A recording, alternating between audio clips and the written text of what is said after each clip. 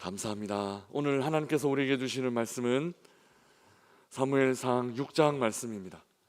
사무엘상 6장 1절에서 9절까지 말씀 우리 함께 봉독하겠습니다. 사무엘상 6장 1절에서 9절까지 말씀입니다. 이것은 하나님의 말씀입니다. 여호와의 궤가 블레셋 사람들의 지방에 있은 지 7달이라. 블레셋 사람들이 제사장들과 복수자들을 불러서 이르되 우리가 여호와의 궤를 어떻게 할까? 그것을 어떻게 그 있던 곳으로 보낼 것인지 우리에게 가르치라.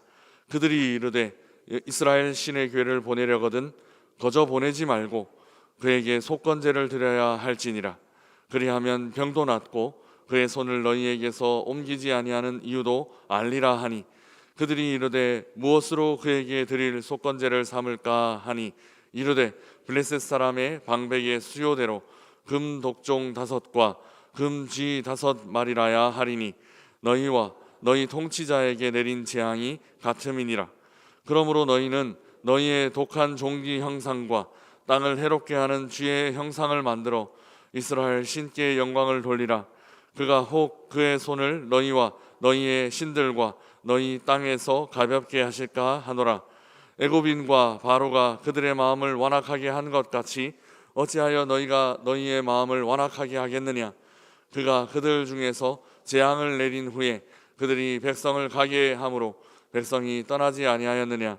그러므로 새 수레를 하나 만들고 멍에를 메어 보지 아니한 젖 나는 2마리 소를 끌어다가 소의 수레를 메우고 그 송아지들은 떼어 집으로 돌려보내고 여호와의 궤를 가져다가 수레에 싣고 속건제로 드릴 금으로 만든 물건들은 상자에 담아 궤 곁에 두고 그것을 보내어 가게 하고, 보고 있다가 만일 궤가 그 본 지역 길로 올라가서 벳세메스로 가면 이 큰 재앙은 그가 우리에게 내린 것이요 그렇지 아니하면 우리를 친 것이 그의 손이 아니요 우연히 당한 것인 줄 알리라 하니라. 아멘. 전쟁에서 블레셋이 이겼습니다. 블레셋은 여호와의 궤를 전리품으로 챙겼습니다. 자기들의 신 다곤이 이스라엘의 여호와를 이겼다, 그렇게 생각한 것입니다. 그러나 그때부터 문제가 발생했습니다. 언약궤를 다곤 신전에 두었을 때 다곤 신전은 엎어지고 또 부서지는 일이 발생한 것입니다. 이 문제뿐만 아니라 블레셋 사람들에게 독한 종기가 창궐했습니다. 이스라엘의 하나님이 자기들과 자기들의 신 다곤을 친다고 블레셋 사람들 스스로가 고백할 정도였습니다. 전쟁에서 진 신이 전쟁에서 이긴 신을 치고 있는 아이러니한 상황이 발생한 것입니다. 그러자 언약궤는 폭탄 돌리기를 하듯 블레셋 도시들을 돌아다녔습니다. 그 도시마다 악한 독창이 창궐하고 블레셋 사람들이 죽어나가는 일이 발생했기 때문입니다. 이스라엘 민족이 온전히 하나님께 영광을 돌리지 않았습니다. 하나님을 존중하지 않는 이스라엘을 하나님은 전쟁에서 패하게 하셨고 그들을 향한 존중을 거두어 가셨습니다. 이방 땅 블레셋에서 하나님은 자신에 대한 존중을 하나님 스스로 회복하고 계십니다. 다곤이 넘어지게 하셨고 목과 손목이 부러지게 하셨으며 독창으로 이방인들을 심판하고 계십니다. 이제 그 이방 땅에서 하나님께 영광을 돌려드릴 준비를 하고 있습니다. 하나님은 민족과 국가의 경계를 넘어서 영광을 받으시기 합당하신 분이십니다. 계속되는 재앙으로 블레셋 사람들은 멘붕에 빠졌습니다. 멘탈 붕괴라고 우리 젊은 사람들이 쓰는 말인데요, 어찌할 바를 몰라서 이걸 어떻게 해야 되나 주저앉아 있는 그런 모습입니다. 이 언약궤를 어떻게 해야 할지 블레셋 제사장들과 복술자들에게 문의하기로 했습니다. 그들의 제사장들, 그들의 대답은 이것이었습니다. 우리 3절에서 4절 말씀 함께 읽어보겠습니다. 그들이 이르되 이스라엘 신의 궤를 보내려거든 거저 보내지 말고 그에게 속건제를 드려야 할지니라. 그리하면 병도 낫고 그의 손을 너희에게서 옮기지 않은 이유도 알리라 하니 그들이 이르되 무엇으로 그에게 드릴 속건제를 삼을까 하니 이르되 블레셋 사람 방백의 수요대로 금독종 5과 금쥐 5마리라야 하리니 너희와 너희 통치자에게 내린 재앙이 같음이니라. 아멘. 독종이나 쥐 같은 문제가 된 형상을 만들어 먼 곳에 보내는 의식은 성경적인 방식이 아닙니다. 이들은 이방신들의 종교 그리고 이방신들의 그 미신적인 전통에 속합니다. 문제의 원인이 된 것의 형상을 만들어 그들이 살고 있는 지역 너머로 보내는 일, 그래서 그렇게 보냄으로 문제를 멀리 떠나보냈다라고 믿고 또 이렇게 문제를 떠나보냄으로 해결되었다라는 미신적인 생각들이 그들 안에 있습니다. 반면에 성경적인 생각도 나타납니다. 그들은 속건제를 드리라 말하고 있습니다. 이는 굉장히 성경적인 방식입니다. 속건제는 하나님의 성물이나 혹은 이웃의 물건을 침해하거나 손해를 끼쳐서 잘못을 깨달았을 때 허물을 씻기 위한 제사입니다. 그래서 일종의 손해에 대한 배상 혹은 보상의 개념을 포함하고 있는 제사이죠. 그래서 속건제는 하나님께 죄를 고백하는 제사일 뿐만 아니라 사람들에게 적절한 배상을 해주어야 하는, 그러니까 어떤 손해를 끼쳤을 때 그 손해에 대한 배상 혹은 보상을 해주어야 하는 그런 제사의 일종입니다. 그래서 방백의 수요대로 금독종 5과 금쥐 5마리를 속건제로 드리라 말하고 있습니다. 블레셋은 5도시의 연합체입니다. 5도시 국가의 연합체입니다. 그 도시 국가들을 여호와의 언약궤가 폭탄 돌리기 하듯이 이렇게 돌아다녔었습니다. 이 정도의 값어치로 보상하라는 그런 의미, 그리고 문제를 일으킨 독종과 그 문제의 원인이 되었을 거다라고 추정하는 쥐, 이것들을 만들어서 진영 밖으로 멀리 보내는 이런 미신적인 것들과 또 성경적인 것이 뒤죽박죽 되어 있는 해결책을 블레셋 제사장들이 제시했습니다. 여호와의 성물을 함부로 다루었기 때문에 블레셋 사람들은 그에 상응하는 재앙을 경험했고 또 그 재앙을 면하기 위해 그에 상응하는 보상을 해야만 했습니다. 속건제의 의미가 바로 이 의미 안에 담겨져 있습니다. 이교적인 특징과 성경적인 전통이 뒤섞여 있는 모습을 볼 수 있습니다. 블레셋 제사장의 조언인 점을 감안하면 꽤 성경에 가까운 조언을 하고 있다고도 볼 수 있겠습니다. 이어서 블레셋 제사장들은 5절에 굉장히 의미심장한 말을 하고 있습니다. 5절 말씀 굉장히 중요한데요, 우리 함께 읽어보겠습니다. 그러므로 너희는 너희의 독한 종기의 형상과 땅을 해롭게 하는 쥐의 형상을 만들어 이스라엘 신께 영광을 돌리라. 그가 혹 그의 손을 너희와 너희의 신들과 너희 땅에서 가볍게 하실까 하노라. 아멘. 속건제를 말하면서 블레셋 제사장들은 이스라엘 신께 영광을 돌려라 이렇게 명령하고 있습니다. 여기 영광이라는 단어, 이 단어는 우리가 이전에 이미 사무엘상을 공부하면서 살펴본 적이 있습니다. 히브리어로 카보드라는 단어입니다. 동사는 가바드라고 말씀드렸고 존중하다라는 의미가 있었습니다.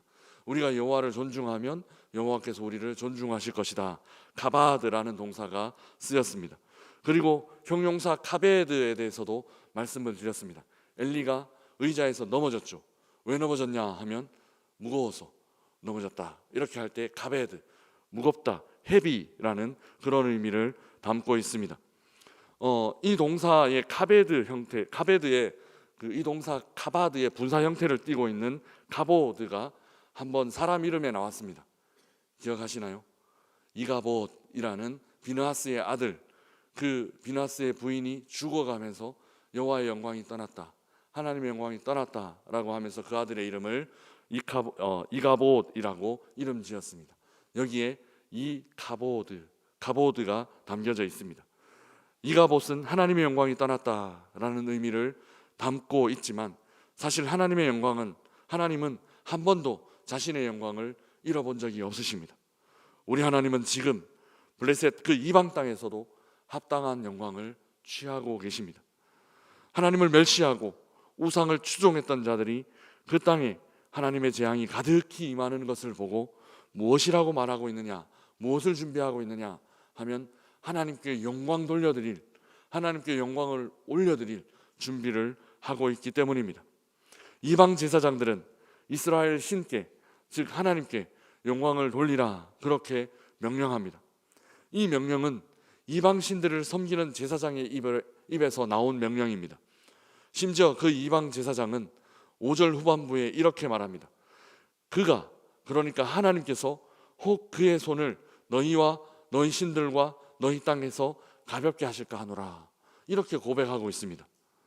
속건제를 드리고 하나님께 영광을, 그러니까 갑오드를 올려드리면 하나님은 그 재앙을 가볍게 하실 수도 있다, 이렇게 고백하고 있는 것입니다. 이 고백을 누가 하고 있는가 하면 이방신들을 섬기는 제사장들이 하고 있습니다. 그러니까 이방신들을 섬기는 제사장이 하나님께서 이렇게 우리들을 풀어주지 않을까, 하나님께서 이렇게 우리들에게 자비를 베풀어 주지 않을까, 심지어는 그 권면의 말 안에 자신의 신들도 포함하고 있습니다. 하나님께서 우리가 섬기는 이 신들에게도 자비를 베풀어 주지 않을까, 이 신들에게도 가볍게 해주지 않을까, 이런 말들을 하고 있는 것입니다. 이방신을 섬기는 제사장이 자신들을 섬기는 신을 하나님의 통치 아래, 하나님의 그 은혜와 하나님의 자비 아래 두고 있는 그런 모습입니다. 하나님 스스로 이렇게 이방 땅에서 영광을 회복해 가고 계십니다. 이방 땅에서 이방 신들 위에서 다스리고 계신 모습, 이방 사람들의 입으로 고백되고 있는 순간이기 때문입니다.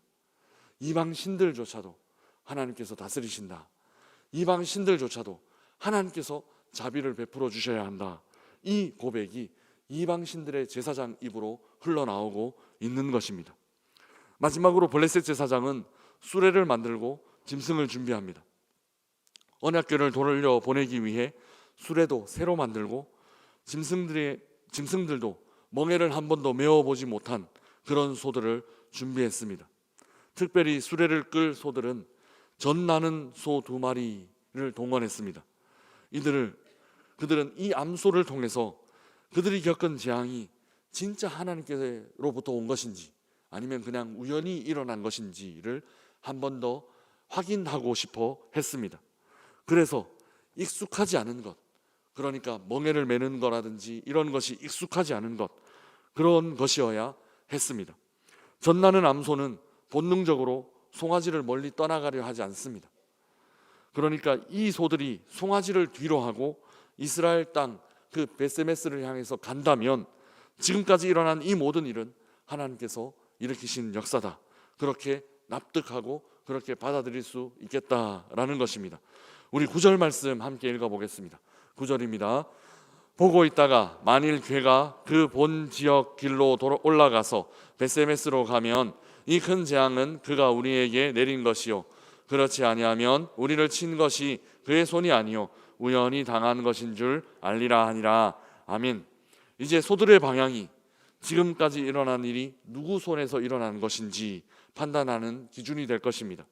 소들이 이스라엘을 향해 베세메스로 간다면 하나님의 권능의 역사가 이스라엘뿐만 아니라 이방 지역에서도 펼쳐지고 있음을 그들은 그들의 눈으로 확인하게 될 것입니다. 사랑하는 명선의 가족 여러분, 하나님의 백성들이 하나님의 영광을 저버렸습니다. 그러나 하나님은 스스로 자신의 영광을 되찾아가고 계십니다.